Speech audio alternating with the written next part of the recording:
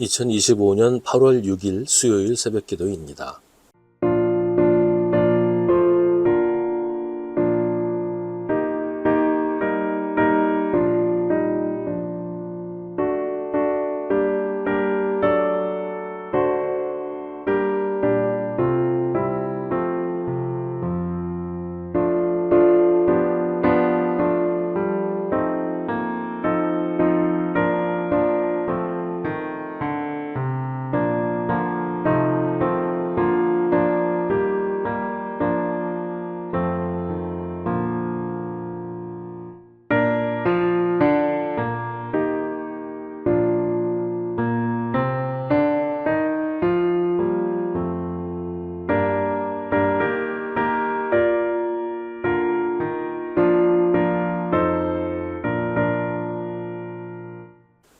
누가복음 9장 57절부터 62절입니다.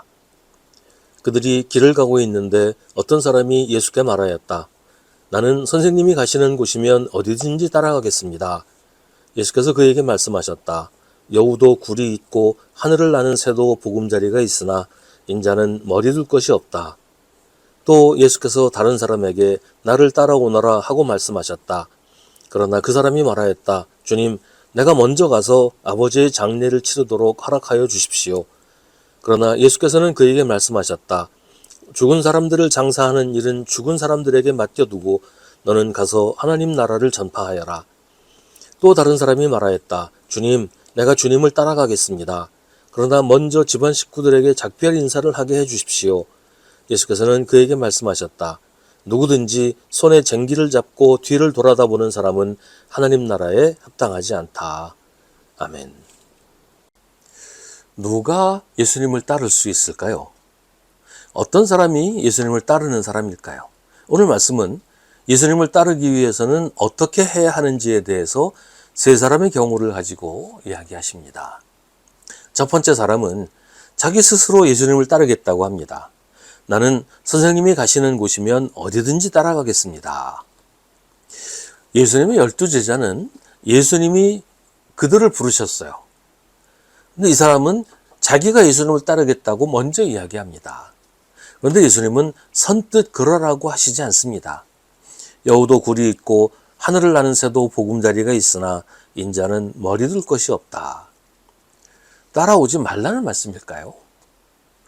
예수님의 말씀으로 비추어 올 때 이 사람이 예수님을 따르겠다고 하는 이유는 예수님이 뭔가 높은 자리에 올라가실, 그 당시 사람들 생각으로 왕이 되실 분이라고 생각했기 때문일 겁니다. 수많은 무리가 예수님을 따르고 있어요. 예수님은 병든 사람을 고치시고 귀신을 쫓아내십니다. 이대로라면 예루살렘도 접수하실 것 같고 왕도 될 수 있을 것 같아 보였어요. 이럴 때는 예수님 편에 붙어야 출세할 수 있을 것 같았어요. 줄을 잘 서야 된다. 예수님 줄에 서야 된다. 그런 생각을 한 거죠. 예수님은 이 사람의 마음을 알아차리셨고 나를 따르는 건 그런 길이 아니다 라고 하십니다. 출세의 길이 아니라 고난의 길이고 고달픈 길이라고 하십니다. 예수를 믿는 건 복받고 잘 사는 길이라고 생각하는 사람들이 있습니다. 물론 맞는 말이에요. 근데 그 그 잘 사는 것이 세상의 기준과는 다르다는 것을 알아야 돼요. 예수님을 따르는 것은 날마다 자기 십자가를 지고 예수님이 가신 길을 가는 겁니다. 이게 복된 길이라는 거예요. 두 번째 사람은 예수님이 먼저 나를 따라오라고 하십니다. 근데 이 사람은 주저합니다. 먼저 아버지의 장례를 치르도록 허락해달라고 하는 겁니다. 지금 아버지가 돌아가신 게 아니에요. 아버지가 돌아가셔서 장례식을 하고 있는데 그런 사람을 예수님이 부르신 게 아니잖아요. 아직 세상에서 내가 해야 될 일이 남았으니 내가 할 일 다 하고 나서 예수님을 따르겠다고 하는 건데 그러고 나서도 따를 거라는 보장도 없어요. 그러니까 이 사람은 예수님보다 세상이 먼저인 사람이에요. 이 사람은 예수님을 따를 생각이 없는 거지요. 예수님은 이 사람에게 죽은 사람들을 장사하는 일은 죽은 사람들에게 맡겨두고 너는 가서 하나님 나라를 전파하여라 라고 하십니다. 이 말씀을 보면 이 사람은 예수님을 따르던 무리 가운데 한 사람이었던 것 같아요. 예수님은 그에게 구경꾼으로 남아있지 말고 나의 제자가 되어서 하나님 나라를 선포하는 사람이 되라고 하시는데, 이 사람은 그냥 구경꾼으로 남아있겠습니다 라고 하는 겁니다. 예수님은 그건 죽은 사람을 장사하는 죽은 사람이 되는 길이라고 말씀을 하십니다. 생명의 길을 거부하고 죽은 채 남아있는 것을 이 사람은 택한 것이죠. 세 번째 사람은 자기가 먼저 예수님을 따라가겠다고 합니다. 그러나 먼저 집안 식구들에게 작별 인사를 하게 해달라고 합니다. 이 사람이 정말 예수님을 따라갈 각오였다면 아마 이미 작별 인사를 하고서 길을 나섰겠지요. 근데 이 사람은 그렇게 하지를 않은 거예요. 말하자면 지금 양다리를 걸치겠다고 하는 겁니다. 첫 번째 사람처럼 예수님을 따라가서 한 자리 하겠다는 마음과 두 번째 사람처럼 세상 일에 대한 미련을 포기하지 못하는 마음이 같이 있는 거지요. 예수님은 양손에 떡을 쥐고 우물쭈물하는 사람에게 말씀하십니다. 누구든지 손에 쟁기를 잡고 뒤를 돌아보는 사람은 하나님 나라에 합당하지 않다. 양다리 걸칠 생각하지 말고 하나만 선택하라는 것입니다.